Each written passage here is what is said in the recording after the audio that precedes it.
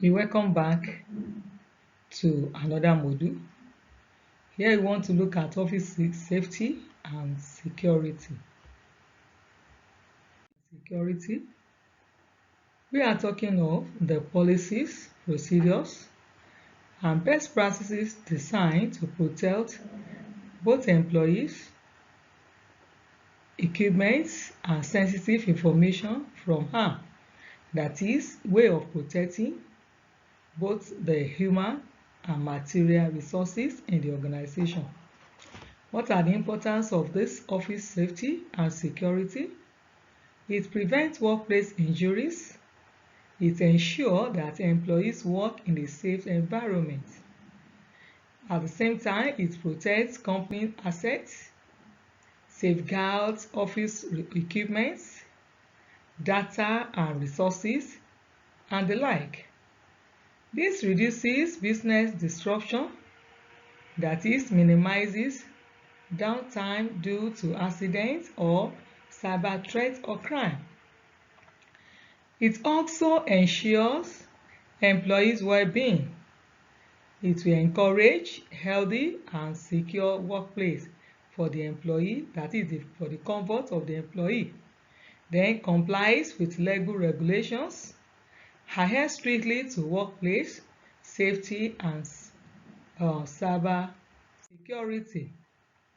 What are the common workplace hazards that the staff need to do away with? We have the physical hazard, especially slips, trips, fall or fire, or electrical hazard in the office, most especially people that are working in the lab.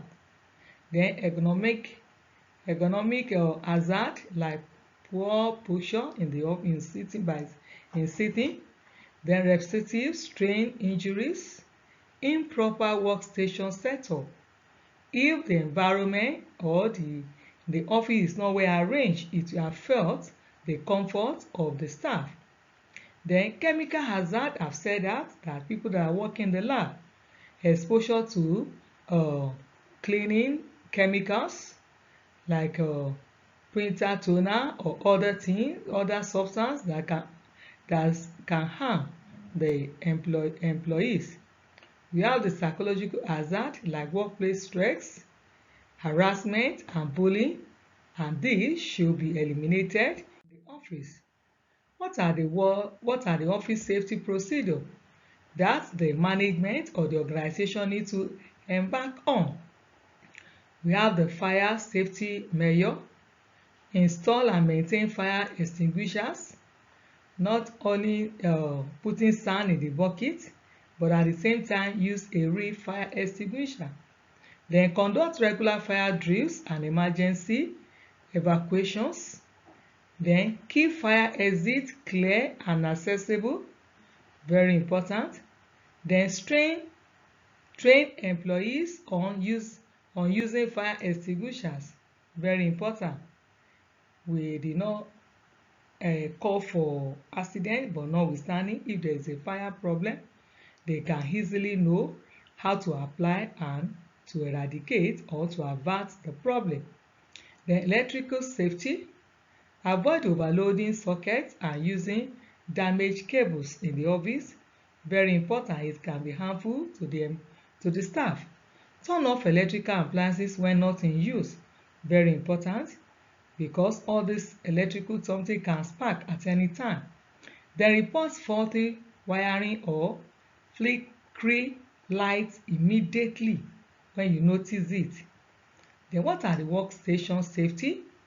In terms of keeping workplace cluster free to prevent stripping hazard, store heavy items properly to avoid falling injuries, so that do not cause injury among the workers. Then what are the first aid that every office should have in their office? First aid is very important.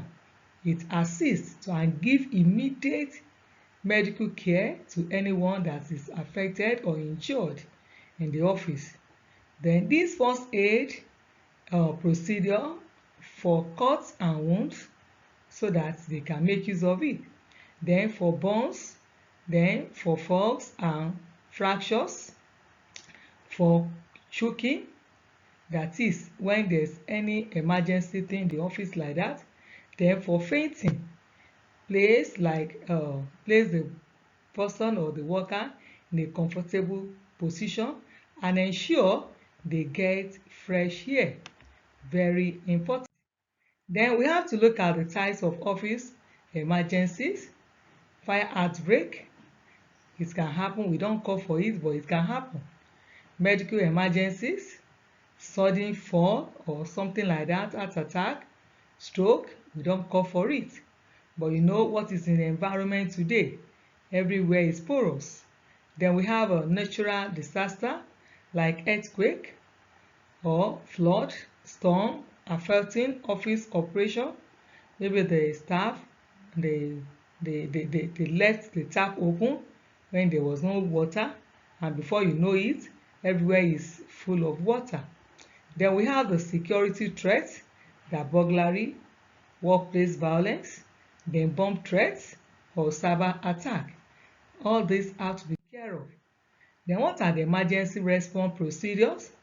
Develop an emergency plan. Very important to all the organization and as an individual. Assign emergency response roles to employees. Very important. Establish clear evacuation routes and assembly points.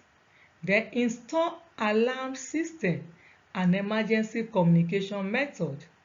I remember one time I was in the bank and I just heard a sudden, alarm, and every one of us we rush. We never knew they are preparing us in case there will be emergency, so that we know that there are other ways apart from the main door that we can pass through.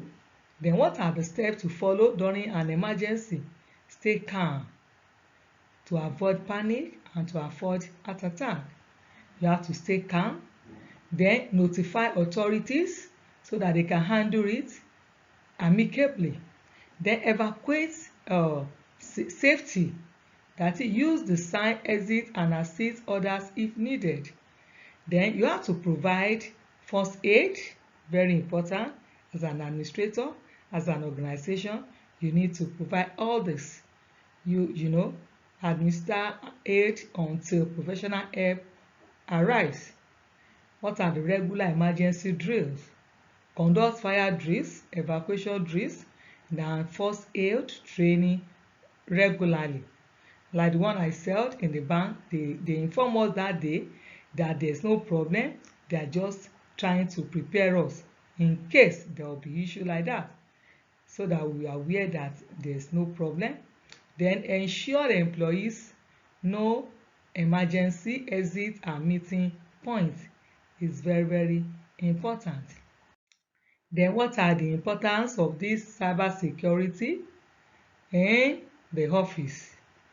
I've talked about that in the last module, but notwithstanding, the common one that you need to look at again, I said cybersecurity protects office computers, network, and sensitive data or information and from unauthorized access or theft and cyber threats in the office, so that they will not just sell the office unknowingly. Even some of the things that is promoting you, they can just steal the information and it will cause problem.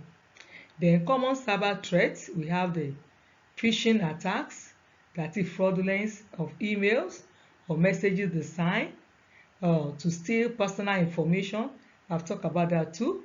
Then hacking and malware, that is unauthorized access to office system and data. Then data breaches, leak of confidential employee or customer information. Very, very important. And these are the common threats. Then malicious software that lock files and demands payment. All these things have to be known to the employer, so that, or the employee self, so that they can be careful and know to go about it. Then we have to have talked about that too. In order to eradicate all this or to reduce all this theft, you make use of strong password. Then enable multi-factor authentication. Multi-factor authentication. Add an extra layers of security. Then install antivirus software that will protect so many things. So it will protect some threats. Then be conscious with emails. Avoid opening suspicious link or on attachment. It can make this threat or people to attack your mail or to attack your site. Then restrict access to sensitive data. Ensure only unauthorized personnel can view important files. You have to restrict it, but most especially when you notice some of your staff or people that are working with you, they are not so faithful. You have to be very careful. Then you back up data regularly. Store copies of important files securely, and this will protect and what are the ergonomic in the office.